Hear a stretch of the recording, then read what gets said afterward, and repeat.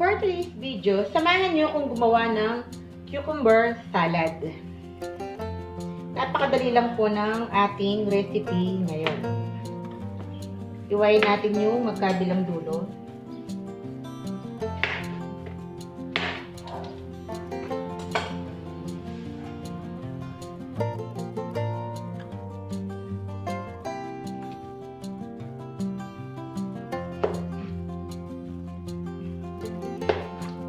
Napakadali lang po ng recipe natin ngayon at napaka-healthy niya. Dalawang apo pa lang cucumber ang gagamitin natin ngayon. Ngayon, tatanggalan natin siya ng buto. Para hindi po magtubig yung ating salad, tatanggalan natin ng buto.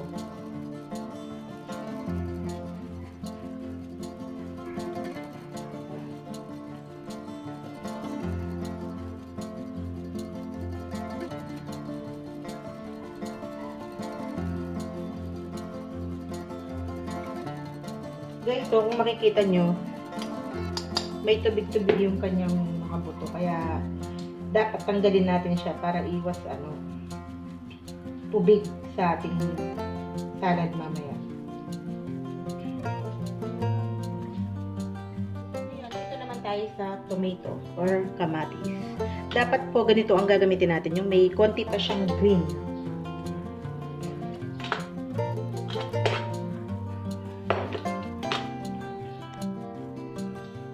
Ayan guys, 6 po yung gagamitin natin na kamatis. Ganun din po gagawin natin, tatanggalan natin ng buto.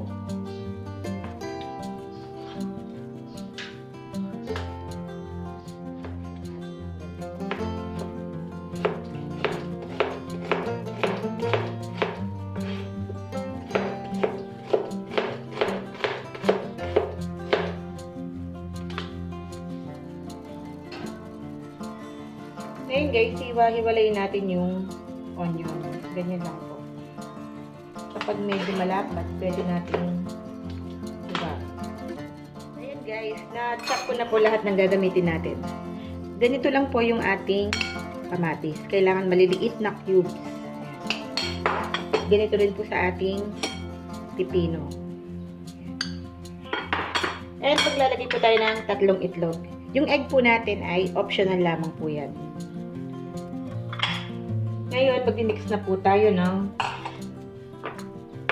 mayonnaise. Ito po ang gagamitin natin, yung Magnolia Real Mayonnaise. Depende po yan sa inyo kung anong brand ang gusto nyong gamitin.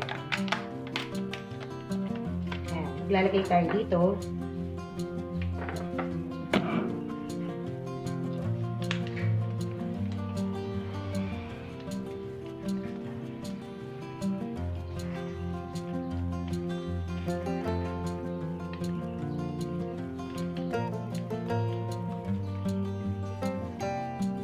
Ngayon, maglalagay tayo ng konting asin.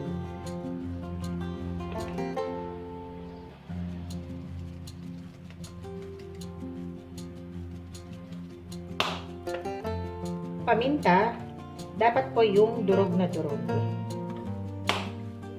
Maglalagay tayo ng konting sesame oil para meron siyang aroma. Then, yung ating liquid seasoning. Any brand po pwede. Honey.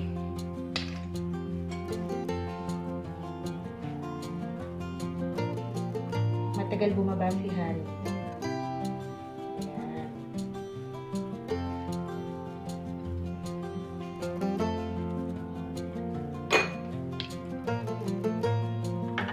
Then, tsaka natin i-mix.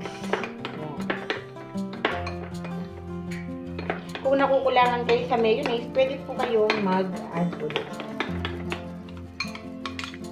Okay, so, kung naaamin nyo ang bango-bango niya, dahil sa ating sesame oil. Pero mag-add pa tayo ng konting mayo.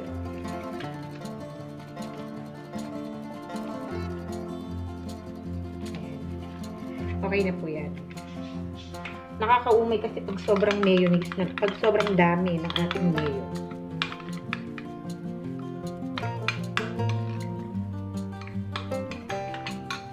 Guys, nagawa ko na yung ating pinaka-dressing. Ayan. Ngayon, imimix na natin. Ilalagay lang natin dito yung ating pipino.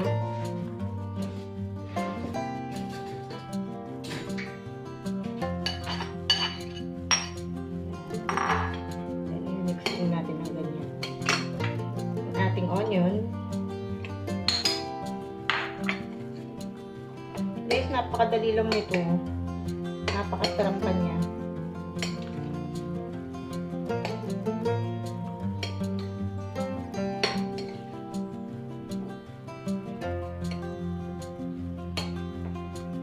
Lagay din natin yung ating ginawang dressing. Para walang masayang, maglalagay tayo dito.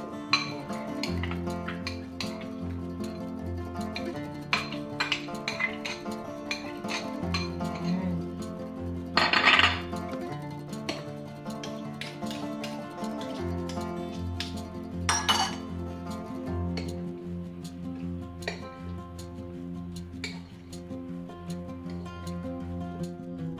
Ngayon, ilalagay na natin yung egg.